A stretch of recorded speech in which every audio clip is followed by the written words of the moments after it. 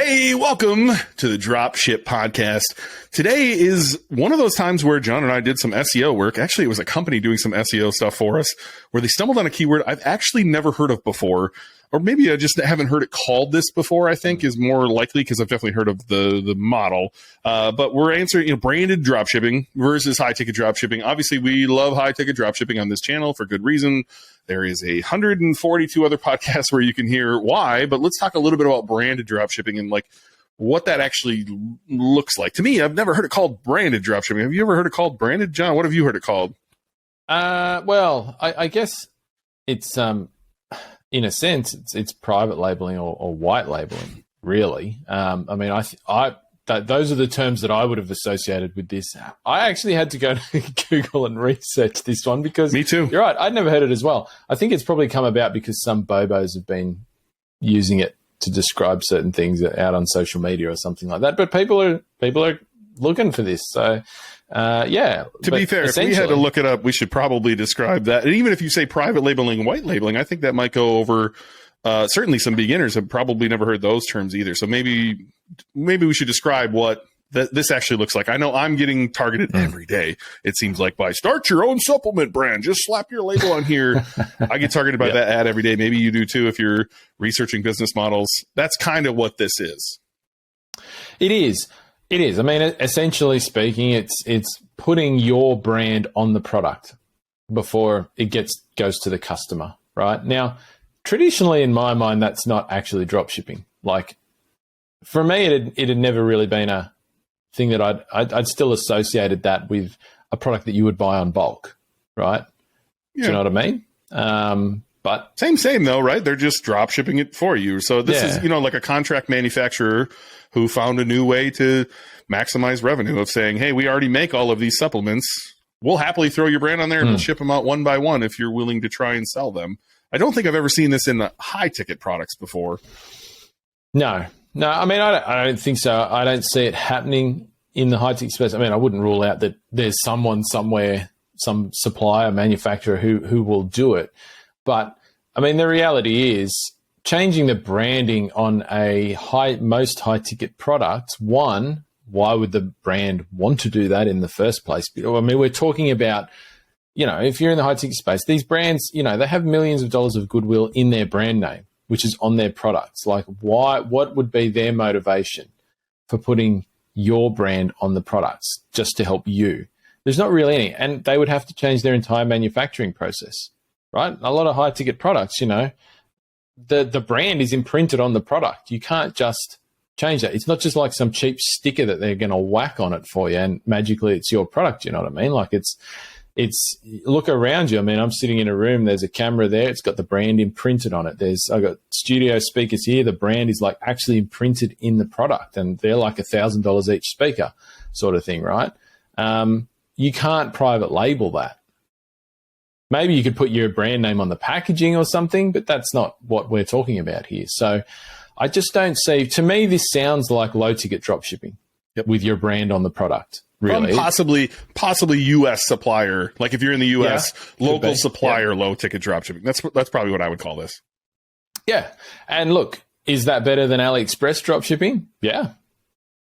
A little bit. It is. But I mean, so that would, I suppose, cut out potentially some of the downsides of, drop shipping things from somewhere like China, for example, where maybe the manufacturing is less reliable. The shipping is certainly going to be less reliable. You can't quality check everything before it gets there. Those things are probably, obviously the shipping is going to be better if it's coming from a US or a locally based supplier. So I think, if we were saying is branded drop shipping, versus high ticket drop shipping, well, I would say the answers are almost all going to be the same as, what we would say in low ticket drop shipping versus high ticket drop shipping, with the exception that,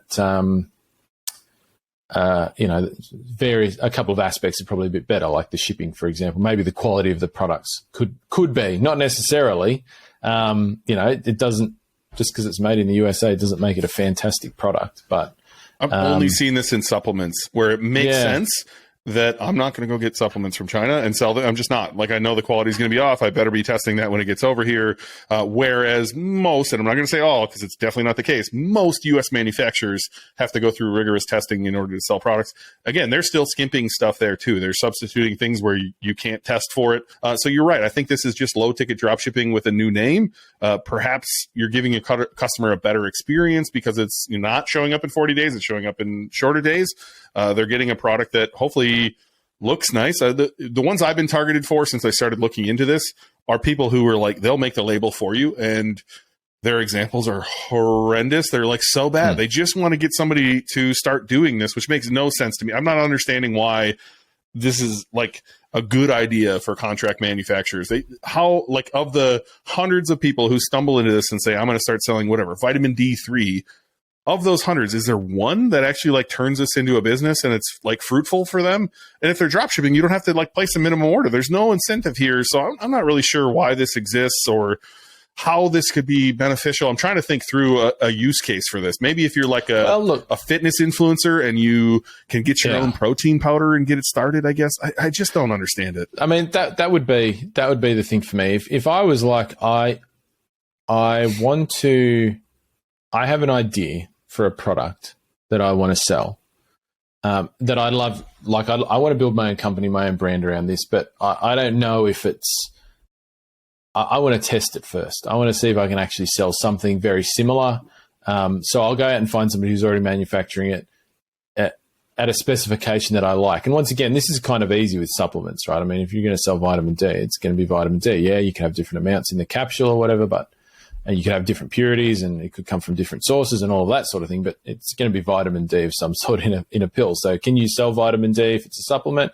Yeah, a good way to test that would be to just whack your brand on somebody else's and see if people engage with your branding and your marketing and buy some stuff. If they do, then you can say, all right, well, now I'm going to go out and get it manufactured. I'm going to improve the formulation to whatever I thought I wanted to do in the first place. The bottle's going to still look the same, and I can just start selling it that way. So I think there's probably that's a use case. Whether that extends into a lot of other products, like are there, like you say, I honestly don't know how many manufacturers out there are doing this for other products. I've also definitely seen it in the supplement space, but are they doing it just for like, I don't know, some crappy little widget that's people have on their desk or something, like a low ticket product?